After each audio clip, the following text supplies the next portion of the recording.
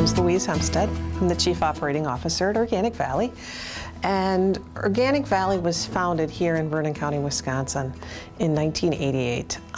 It was started by a group of farmers who wanted to grow produce for the Minneapolis and the Chicago market and get a sustainable return on the produce. And within the first few months, a couple of those farmers, George Seaman and Jim Wiedeberg, who were dairy farmers, thought that organic agriculture applied to dairy as well.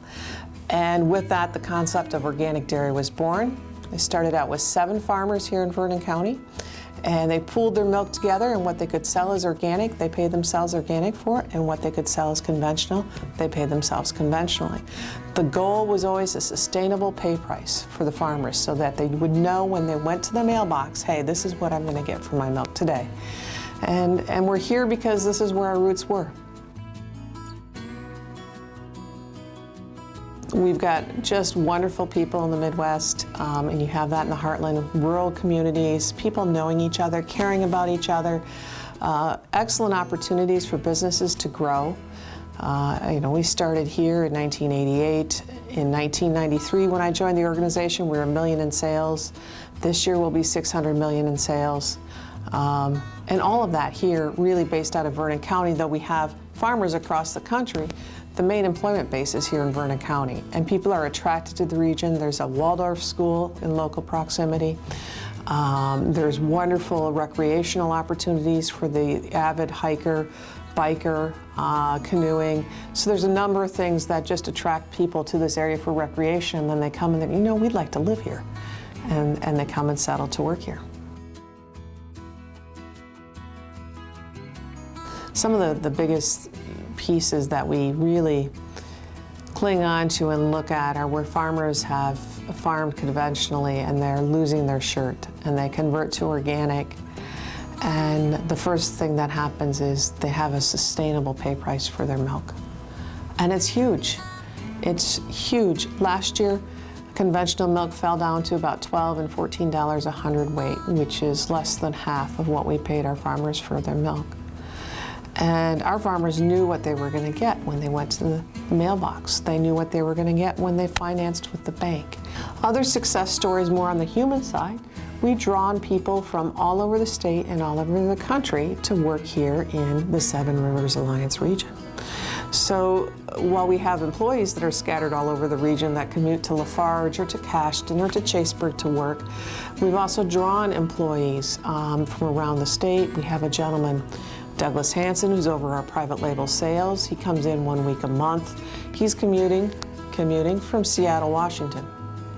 Okay? Of course, it pays for him to be here because of the work that he does. His family is settled in Seattle. However, they came this last summer and visited, and they're thinking of relocation. There are all kinds of cases where people come and they see the area and they're attracted to it and to the lifestyle and the people. Schools, you can have your pick of schools. Your children are interested in sports. Small rural schools love kids, and they love having kids for sports as well. So it's a great opportunity for them as well. Education, they get a lot of personal one-on-one attention in the school districts. I've been a school board member. The CFO at CROP is a school board member for a different district.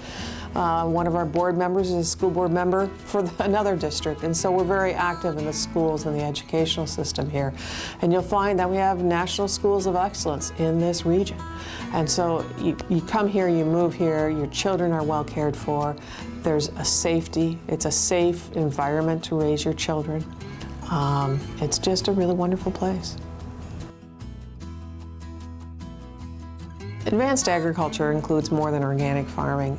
Certainly this region attracts people to organic farming because there's quite a bit of infrastructure here. There's various certification organizations that are located here in close proximity. The Midwest Organic Farming Conference, which occurs in late February, early March, is held in La Crosse, in the heartland of the 7Rivers. And it's really a phenomenal event for organic education across the country. And people come all over. They come from Europe, they come from Mexico, and they come from across the United States for that conference and what it offers for diversity. Organic agriculture has been a friendly place. It's been a place of people helping each other. And so if you were to move in the area and you were interested in organic agriculture, you absolutely would have support. And certainly Organic Valley is not the only place to sell your milk to, though we like to think we're the best. There are opportunities here, and as it's grown and Organic Valley gains some recognition, some of the local creameries have converted some of their farmers to organic and are doing their own organic sales. You have natural vineyards who are really trying to learn how to process without chemicals. So there is a hotbed of that going on in this environment. I also tend to think that hosting a forum is effective in having those conversations and trying to reach out. So maybe you would have an agricultural forum, and then maybe you have a more of an industrial forum, and then maybe an educational forum, and you try and create some agendas and offering some learning pieces for people to get together and then have conversations about what works and doesn't work. Is also useful because that face-to-face communication is really helpful. Versus everything on a website. Though I think a website would allow people to see things if they can take the time to participate and to do that. Sometimes it's easier to go somewhere for afternoon than to sit down on a website for 20 minutes. And I don't know why that is, but sometimes it is, and you just can block that time. But the culture's changing, and it might very well be that the younger generation really uses that website. I just read Facebook outpaced Google for number of percentage of time of people on Facebook versus Google, which offers a whole lot wider range. So maybe the networking on the internet and on the web would be very useful. Our building that we're in today was built to LEED Silver standards. We're adding another headquarters extension to this building. Not as large as we'd hoped 2 years ago, but still a substantial 33,000 square foot building. That's our commitment to this region. That's our commitment to, hey, we think this is a great place to live and to work. Currently we're at 525 employees nationally. About 400 of which are in Lafarge, 300 of which are in this building, and we'll be adding another 100 to this building, to 160 as that project goes on over the next 2 to 3 years. As part of that, then we have carpools and minivans and different ways that we can reduce our footprint as people commute to a rural area. But aside from that, we use solar hot water. We use solar panels for some of our electricity here. We're in a project with Gunderson Lutheran and with Western Wisconsin Technical College out of La Crosse on 2 wind turbines that we'll erect at our Cashton location. Those wind turbines will generate enough electricity to cover Gunderson Lutheran's use of electricity as well as our use in Cashton and Lafarge. So a real novel idea of instead of going out and buying energy credits. And no. We won't go buy energy credits. We will go and we will build the energy that we need to consume. It's not quite as simple as that. We have to sell the energy and buy our energy back, but it is nonetheless building what it is that we're consuming here. And consciously, being very conscious continually about how valuable our resources are and where we're at. When we built our distribution center, that's another example. We could have built a horizontal distribution center and it would have taken many acres. Instead, we built a vertical distribution center that holds 15,000 pallets.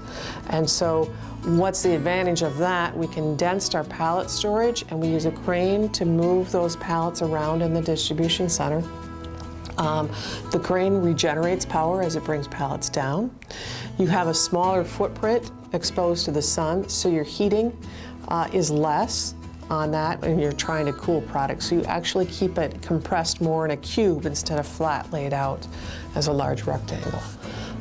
So sometimes it's difficult to articulate all the sustainable things that we do because it's just who we are and it's part and parcel, and some things we don't even think about anymore. On the fuel side, it's innovative in that people haven't been doing it, but it's been done before. So we're working with farmers to grow oil crops like sunflower seeds. Sunflowers are an oil crop, not just the sunflower seed part, and you can extract oil from them. You can take that oil and set up your tractors with what they call a Nelsbit kit. And so you start your tractor on diesel fuel and then you switch it over to straight vegetable oil. You can do that with reused oil out of the restaurant industry. You can do it with oil from crops you grow on your own farm. And so we have a biofuel truck and we help our farmers set up so that they can regenerate some of their own oil and replace their fuel instead of bringing fossil fuels out of the earth and keeping that moving on. And that's truly an innovation. On the dairy side, some of the things that we do that are innovative, that are more sustainable, is processing white milk on an aseptic package, which doesn't require refrigeration. And when you do that, you really impact the carbon footprint because milk takes a tremendous amount of energy. You have to keep it cold, you have to heat it up hot to pasteurize it, and then you have to cool it back down and keep it cold again. Whereas if you can just keep it cold, treat it hot, and then cool it back down to room temperature and store it that way, you've eliminated a tremendous chain of cooling that's going on out there. So it's not hugely innovative. Europe, it's done that way all the time. That's how you buy milk in Europe. The American consumer is really not quite ready for that, but we continue to put it out there in the marketplace. It's available for school lunches. It's a big deal that way because it's perfectly safe to sit in the locker all morning till your child goes for lunch and then they've got a good drink. So those are some of the things.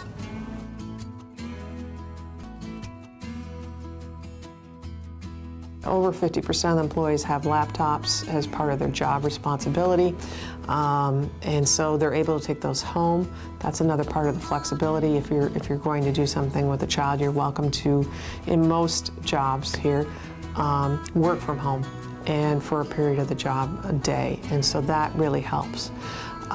So from an information technology standpoint, we're well positioned in terms of the infrastructure that we have here.